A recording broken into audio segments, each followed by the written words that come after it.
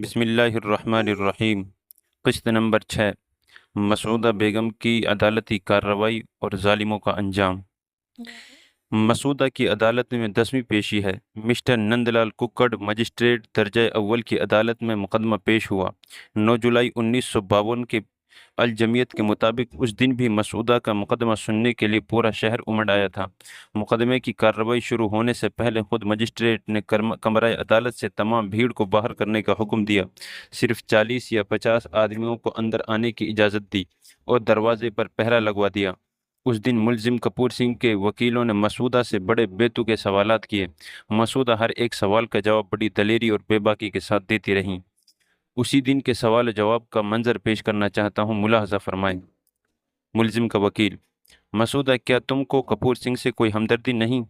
مسعودہ: ایسے شخص سے جس نے میرے تمام خاندان کو موت کے گھاٹ اتارا ہو، مجھے 2 مرتبہ اغوا کیا ہو، ایسے کیسے ہمدردی ہو سکتی ہے؟ وکیل: کیا تم اب کپور سنگھ کے پاس جانا چاہتی ہو؟ مسعودہ: ہرگز نہیں۔ وکیل: تم اب کسی اور سے شادی کرو گی یا نہیں؟ مسعودہ بڑی دلیری اور لاپرواہی کے ساتھ: تم کو اس سے کیا مطلب؟ ایک عام سی عقل رکھنے والی عورت یا ایک مرد بھی اس آخری یا اس جیسے سوال کا جواب جی نہیں جیسے الفاظ کے ساتھ دے گا، مگر مسعودہ کا یہ بے باکانہ جواب اور لہجہ مسعودہ کی عقل کی پختگی کا پتہ دے رہے ہیں۔ الغرض اس باہمت خاتون نے بڑی مستعدی کے ساتھ مردانہ وار دشمنوں کا عدالتی مقابلہ کیا، اور جس جرأت اور بہادری اور جذبہ ایمانی کے ساتھ بھری عدالتوں میں بے باکی اور بے جھجک بیانات دیے، خطرات کے باوجود عدالتوں میں حاضر ہوئی، وکیلوں، ججوں، پڑھے لکھوں لوگوں اور عوام کے بے تحاشا مجموعوں سے مرعوب نہیں ہوئی۔ یہ قوم کی بیٹی مسعودہ بیگم کا ہی حصہ تھا، جس نے ایک مثال قائم کی، اپنے زمانے کی دیگر مغویہ عورتوں کو ایک سبق دیا اور بتایا کہ ہوا کے رخ پر چلنا کوئی کمال نہیں، بہتے دھارے کو موڑ دینا کمال ہے۔ بھور سے لڑو تند لہروں سے الجھو، بھور سے لڑو تند لہروں سے الجھو، کہاں تک چلو گے کنارے کنارے۔ مسعودہ ہندوستان کی تاریخ میں پہلی مغویہ خاتون نہیں تھیں، اور بھی بے شمار مسلم خواتین اغوا کے مراحل سے گزری، اور آئندہ بھی خدا معلوم جبین انسانیت پر یہ بدنما داغ کب تک رہے گا۔ ایک اندازے کے مطابق تقسیم ملک کے وقت رونما ہونے والے فسادات کے نتیجے میں پنجاب و مغربی یوپی سے 30,000 سے زائد مسلم خواتین اغوا کی گئی۔ مسعودہ کی طرح ان کو بھی تشدد کا نشانہ بنایا گیا۔ اغوا کار سکھوں اور ہندوؤں نے ان کو اپنے گھروں میں رکھ کر ان سے خدمت لی، ان کے پیٹوں سے اولاد جنوائی اور آہستہ آہستہ ان کو اپنے رنگ میں رنگ لیا۔ ان مغویہ خواتین نے بھی زمانے کی موافقت کی، ایمان کی وقت نہ سمجھتے ہوئے حالات سے سمجھوتہ کرنے میں ہی عافیت سمجھ کر ایمان سے ہاتھ دھو لیے، اور یوں آخرت کے مقابلے دنیا کو ترجیح دی۔ ایمان کا سودا اگر نہیں کیا، دنیا کو اگر آخرت پر ترجیح نہیں دی، تو وہ فخر قوم و ملت مسعودہ بیگم تھی۔ 2 مرتبہ اغوا کیا گیا، مگر جب بھی مسعودہ کو موقع ملا، اپنے ایمان کو بچانے کی خاطر دشمن سے بیزاری کا ثبوت دیا، بھاگ کھڑی ہوئی، اولاد پر لات مار دی، اور علی الاعلان کہہ دیا کہ ایمان اور کفر ایک ساتھ جمع نہیں ہو سکتے۔ بارہا کپور سنگھ کے ہاتھوں مار کھائی، سختیاں برداشت کی، مگر ہر مرتبہ صاف صاف کہہ دیا کہ تو ناپاک ہے، تیرا مجھ کو ہاتھ لگانا حرام ہے۔ جواز کی صرف ایک ہی شکل ہو سکتی ہے کہ تو اسلام قبول کر لے اور میرے ماموں کو خوش کرے، ورنہ تیرا اور میرا کوئی تعلق نہیں۔ کپور سنگھ جیسے ظالم سفاک کے دل و دماغ میں یہ باتیں کہاں آنے والی تھیں؟ اپنی ضد ضلالت سفاکیت پر ڈٹا رہا۔ باہمت خاتون نے بھی سپر اندازی نہیں کی، بلکہ سینہ سپر رہی، جتنا اپنے بس میں تھا کیا اور کرتی رہی۔ بالآخر اللہ نے کپور سنگھ جیسے درندوں سے اپنی بندی کو نجات دی۔ دشمن کے چنگل سے آزاد ہونے کے بعد بھی ہاتھ پر ہاتھ دھر کر نہیں بیٹھی، بلکہ تہیہ کر لیا کہ جب تک مجرموں کو تختہ دار پر نہیں لٹکوا دوں گی، چین سے نہیں بیٹھوں گی۔ چنانچہ دل و جان سے مقدمہ لڑا اور کامیابی حاصل کی۔ تمام مجرموں کو سزائیں ہوئی، جیل بھیج دیے گئے، کچھ نے بھاری رقم دے کر کچھ وقت کے لیے ضمانت پر رہائی حاصل کی، دیگر جیل کی کال کوٹڑیوں میں ہی بند رہے، یہاں تک کہ مسعودہ بیگم کا وقت آخر آ پہنچا اور اپنے پیچھے ہزاروں سوگواروں کو چھوڑ کر دنیا سے عالم آخرت کی طرف منتقل ہو گئی۔ انا للہ و انا الیہ راجعون۔ مسعودہ کے انتقال کی تفصیل۔ آپ کو یاد ہوگا کہ 1947 کے حوادث میں جب اس خاندان پر مصائب و آلام کے پہاڑ ٹوٹے، اکثر افراد خانہ نے جام شہادت نوش کیا۔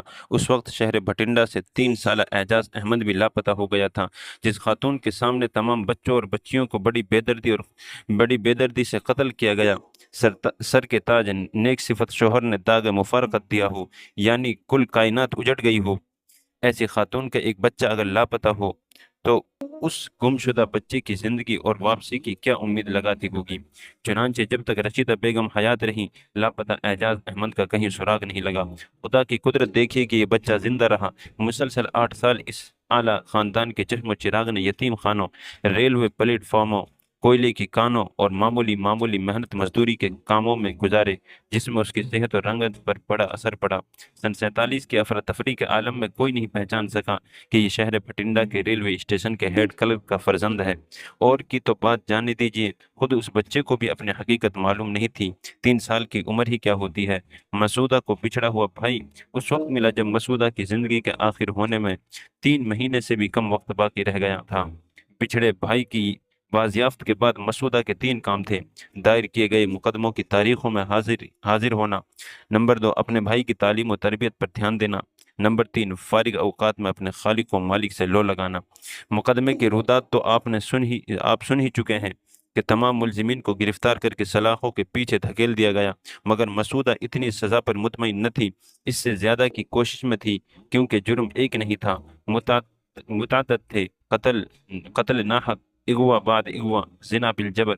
تختہ دار کے سوا ان ظالموں کی سزا ہی نہیں تھی، مگر قدرت کے سامنے کس کی چلی ہے۔ مسعودہ خوش و خرم بھائی کے ساتھ رہ رہی تھی۔ اچانک مارچ 1955 کے وسط میں ٹائیفائڈ بخار کا حملہ ہوا۔ علاج و معالجہ چلتا رہا، مگر خاطر خواہ فائدہ نہ ہوا۔ اسی دوران آب و ہوا کی تبدیلی کی غرض سے مسعودہ نے دہلی کا بھی سفر کیا، بڑی بہن شاکرہ کے یہاں کچھ روز قیام کیا۔ امید کی جا رہی تھی کہ آب و ہوا کی تبدیلی سے کچھ صحت بحال ہو، مگر صحت میں سدھار کے بجائے بگاڑ ہی ہوتا چلا گیا۔ طبیعت بھی اب دہلی سے اچاٹ ہو گئی، نانوتا آنے کی پکار کرنے لگی۔ اسی بیماری کی حالت میں مسعودہ کو نانوتا لایا گیا۔ یہاں بھی یونانی اور ایلوپیتھی دونوں علاج کرائے گئے، مگر بیماری تھی کہ جانے کا نام ہی نہیں تھا۔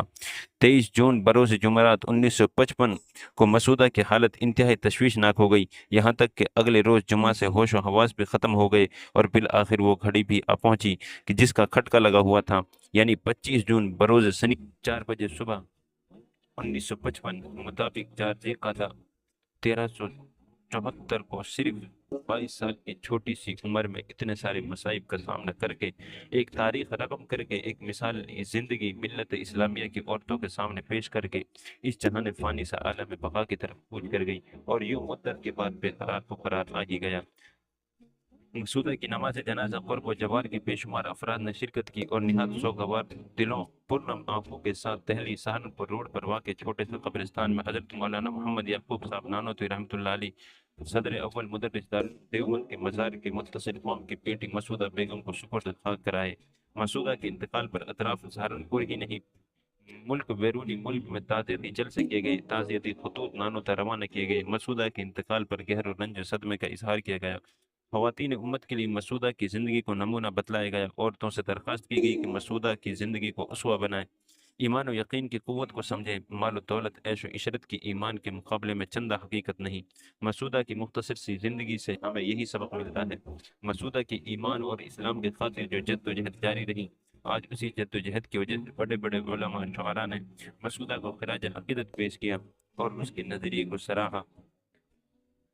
مشہور شاعر قاری اسحاق حافظ سہارنپوری امبالوی مسعودہ کی درد بھری زندگی کو یوں یاد کر کے کہتے ہیں: ایک تیری زندگی درس عمل، ایک تو ہے زندگی کا ماں حسل، ایک تیری دل میں نور دین حق، ایک تو ہے عامل آئین حق، ایمان امتحان تو نے دیے ایسے کڑے، جن کو سن کر اہل دل سب رو پڑے، نوجوانی کو تیری لوٹا گیا، آہ تیرا پاک بن لوٹا گیا، آہ تو خونی نظاروں میں چلی، پا برہنہ خارداروں میں چلی، دشمنی کی تو نے اپنی ذات سے، کھیل کھیلا رات دن آفات سے، موت کی آنکھوں میں آنکھیں ڈال کر زندگانی تو نے کی اپنی بسر، تو نے چھوڑا جنت شداد کو، تو نے ٹھوکر مار دی اولاد کو، ہاں مگر اسلام کو چھوڑا نہیں، رشتہ توحید کا تو نے توڑا نہیں، اے شہیدان وفا کی داستاں، اے شہیدان وفا کی داستاں، تجھ پر نازاں ہیں زمین و آسماں۔